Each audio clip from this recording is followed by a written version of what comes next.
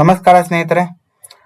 ಮೂರನೇ ಕಂತಿನ ಬರ ಪರಿಹಾರದ ಹಣ ಯಾವಾಗ ಜಮೆ ಆಗುತ್ತೆ, ಆಮೇಲೆ ಎಷ್ಟು ಜಮೆ ಆಗುತ್ತೆ, ಆಮೇಲೆ 1 ಮತ್ತು 2ನೇ ಕಂತಿನ ಪರಿಹಾರ ಹಣ ಇನ್ನೂ ಯಾರಿಗೆ ಜಮೆ ಆಗಿಲ್ಲ ಅವರು ಏನು ಮಾಡಬೇಕು ಅಂತ ನಾನು ಈ ವಿಡಿಯೋದಲ್ಲಿ ತಿಳಿಸ್ಕೊಡ್ತೀನಿ.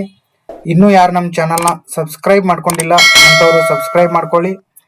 ಇದರಿಂದ ನಾನು ಮಾಡುವ ಎಲ್ಲ ಗೌರ್ಮೆಂಟ್ ಜಾಬ್ ಅಪ್ಡೇಟ್ಸ್ ಮತ್ತು ಸರ್ಕಾರಿ ಯೋಜನೆಗಳ ಬಗ್ಗೆ ನಿಮಗೆ ವಿಡಿಯೋ ನೋಟಿಫಿಕೇಶನ್ ಬರುತ್ತದೆ.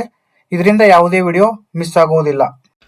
ವಿಡಿಯೋನ ಸ್ಕಿಪ್ ಮಾಡದೆ ಎಂಡ್ವರೆಗೂ ನೋಡಿ, ಆವಾಗ ನಿಮಗೆ ಗೊತ್ತಾಗುತ್ತೆ 2 ಮತ್ತು 3ನೇ ಕಂತಿನ ಹಣ ಹೇಗೆ ಚೆಕ್ ಮಾಡೋದಂತ. ಹೌದು, ಕರ್ನಾಟಕ ಸರ್ಕಾರ 195+28 ತಾಲೂಕುಗಳಿಗೆ ಒಂದು ಬರ ಪರಿಹಾರದ ಹಣವನ್ನು ರಿಲೀಸ್ ಮಾಡಲಾಗಿತ್ತು. ಆಮೇಲೆ 1 ಮತ್ತು 2 ಕಂತುಗಳಾಗಿ ಈಗಾಗಲೇ ಎಲ್ಲ ರೈತರಿಗೂ ಕೂಡ ಹಣ ಜಮಾ ಆಗಿದೆ. ಆದರೆ ಇನ್ನೂ ಕೆಲವೊಂದಿಷ್ಟು ರೈತರಿಗೆ 1 ಮತ್ತು 2ನೇ ಕಂತಿನ ಹಣವೂ ಕೂಡ ಜಮೆ ಆಗಿಲ್ಲ. ಆದರೆ ಅಂಥ ರೈತರು ಏನು ಮಾಡಬೇಕಂತಂದರೆ, ನೀವು DBT ಅಂತ ಅಪ್ಲಿಕೇಶನ್ ಇದೆಯಲ್ವಾ, ಅದರಲ್ಲೂ ಕೂಡ ಚೆಕ್ ಮಾಡ್ಕೋಬೋದು.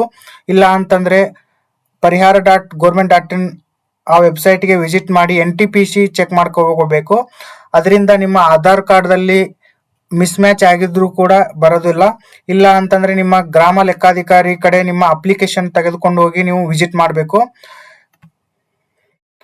2023 ಮತ್ತು 24ರಲ್ಲಿ ತೀವ್ರ ಬರಗಾಲ ಹೆಚ್ಚಾಗಿದ್ದರ ಕಾರಣದಿಂದ 2ನೇ ಕಂತಿನ ಹಣ ಸಾಲದ್ದು ಆಗೋದ್ರಿಂದ 3ನೇ ಕಂತಿನ ಹಣವನ್ನು ಕೂಡ ಸರ್ಕಾರ ಬಿಡುಗಡೆ ಮಾಡಲು ಸಜ್ಜಾಗಿದೆ.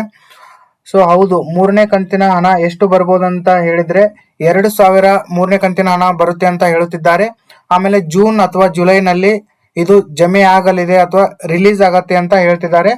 ಆಮೇಲೆ ಯಾವ ಜಿಲ್ಲೆಗಳಿಗೆ 3ನೇ ಕಂತಿನ ಹಣ ಜಮೆ ಆಗುತ್ತೆ ಅಂತ ನಾವು ನೋಡ್ಕೊಂಡು ಬರೋಣ.